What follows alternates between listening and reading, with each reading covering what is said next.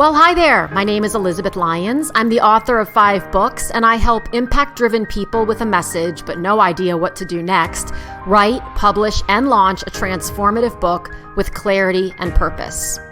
Sonnet-sized tips are quick bursts of get me unstuck please advice that can help you get out of your head and back to getting your book written, published, and most importantly, making the impact it was designed to make.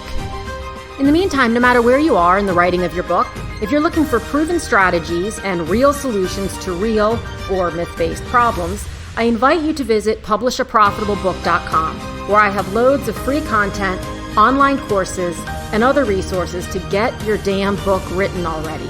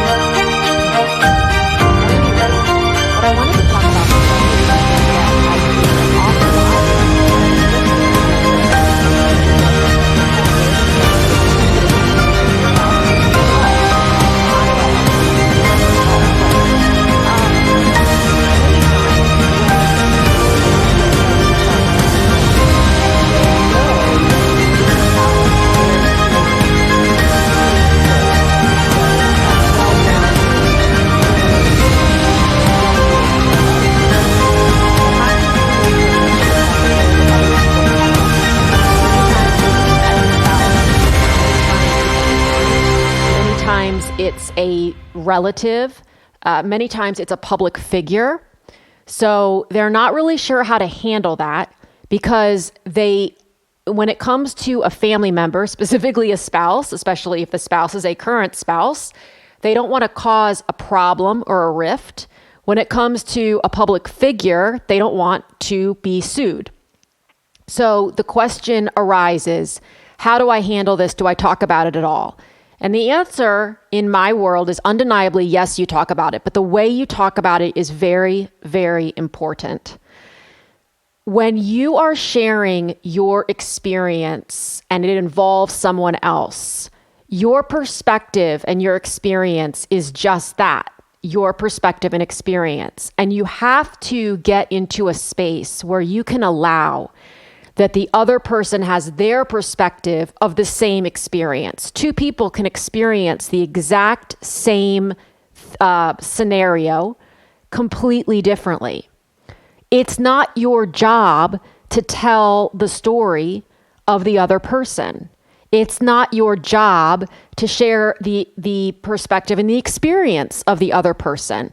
And it's definitely not your job to convict the other person. So this is not a jury situation. This is not about proving that you're right.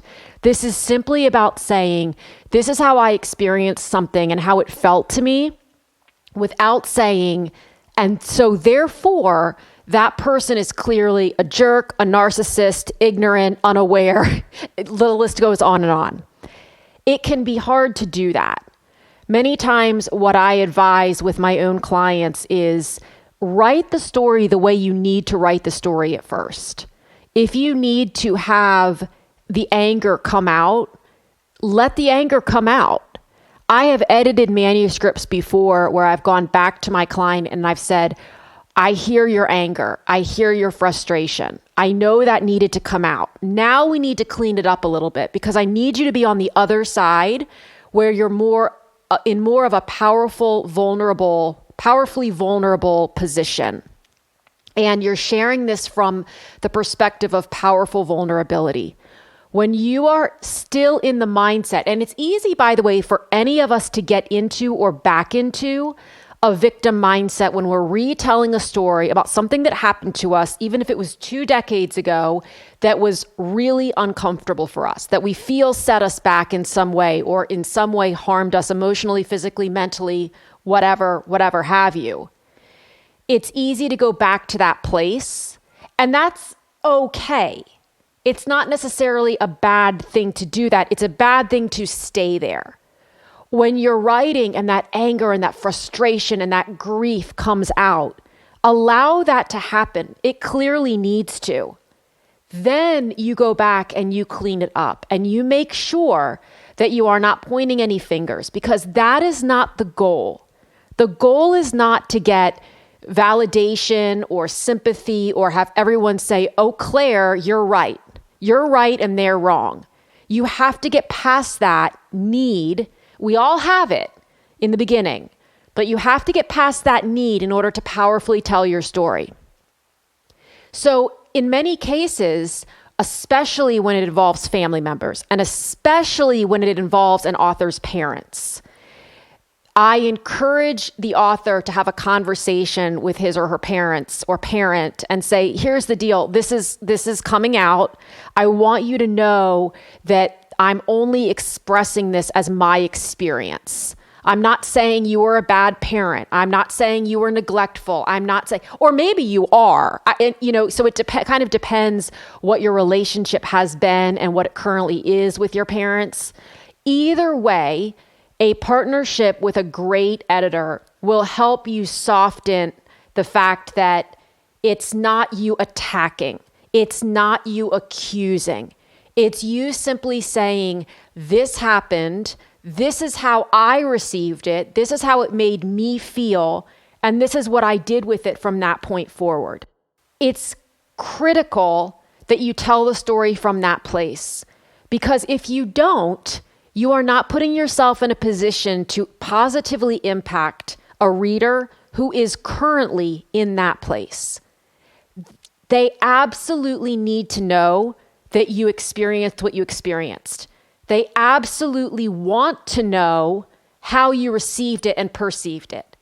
And then they have to know, and the reason that they've bought the book in many cases is because they're looking for how you got past that, how you grew through it. And in order to effectively disseminate that information, you have to be able to let go during the writing of the anger, of the grief toward another person, especially if that person is still alive. But even if that person has passed on, they have probably relatives or whatever else. And it comes back to the fact that your intention is not to throw someone else under the bus. You have a right to your story. You have a right to your experience. If 10 people walk outside the house on the same street and look up at the sky, and 9 of them see a blue sky, and you see a green sky, you have a right to that. But that's different saying, I see a green sky, and it was confusing because everyone else saw a blue sky, is different from saying everyone else was wrong.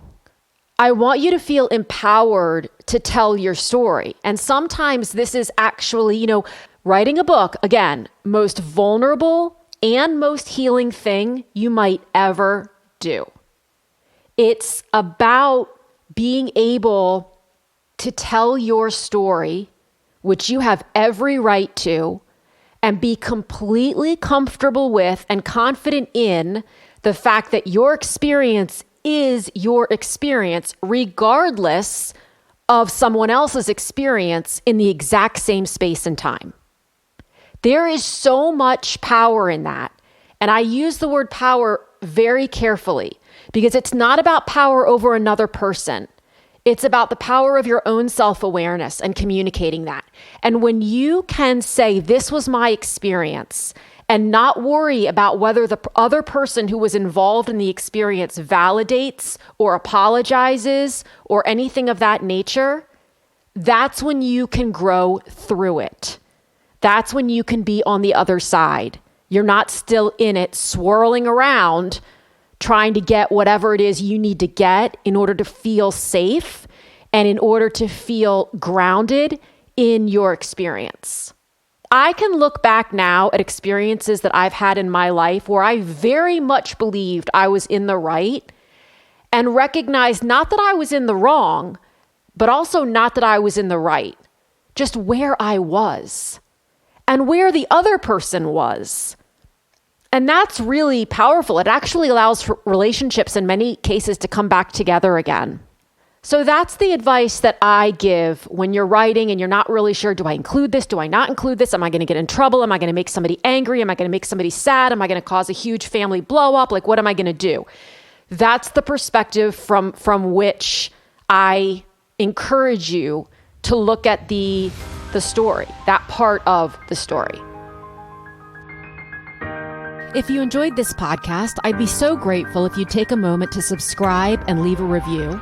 And please feel free to share it as well so we can get more of our unique stories told. I also invite you to check out publishaprofitablebook.com. It's the home of my online courses for writing, publishing, and marketing your book, as well as free workshops, downloads, and direction. Until next time, just keep writing.